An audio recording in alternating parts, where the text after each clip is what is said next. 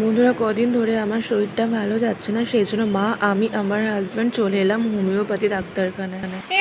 Welcome back to my channel. তো আমি, মা আর এই যে আমার হাজব্যান্ড আমরা গিয়েছিলাম তিনজনে একটু ডাক্তার দেখাতে, যে তোমার শরীরটা খারাপ আছে অনেক।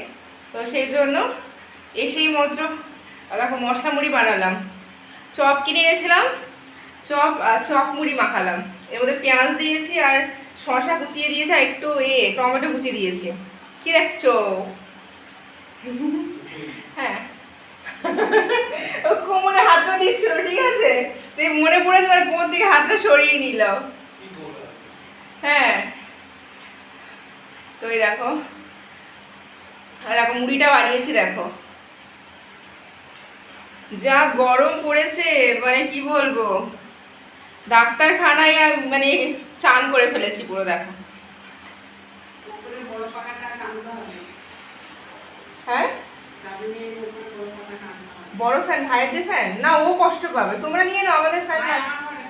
কেন, আমার বাড়ি এসিটা লাগানো হয়েছে, ওটা করে দেবো। হ্যাঁ, ওটা একটু প্রবলেম আছে, ডাকো একটু কাউকে ঠিক করে দেবে।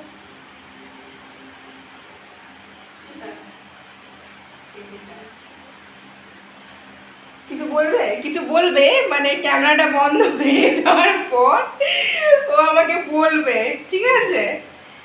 আমি ভাই কিছু বলবি? মুড়িটা ভালো হয়েছে? ও ভাই নাও, খেতে খেতে গল্প করো, মুড়িটা সিলে যাবে।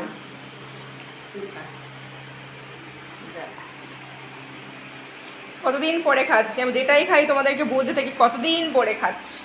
সত্যি তাই, এইসব মানে মা থাকলে এইসব হয়, এছাড়া কিন্তু হয়, আমি বানাই না।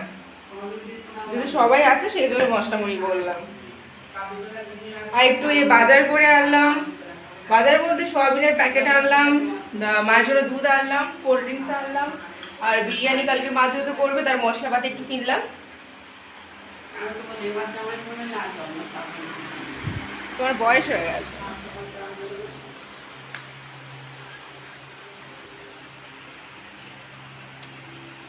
গরমটা যে কবে কমবে, দুপুরবেলা একটু বৃষ্টি হয়েছে জানো, আর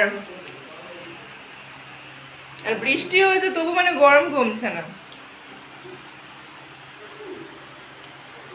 তো চলো বন্ধুরা, এখন আমি খাবো, খেতে খেতে আর কথা বলতে পারছি না, নাহলে মুড়িটা পুরো সিলে যাবে।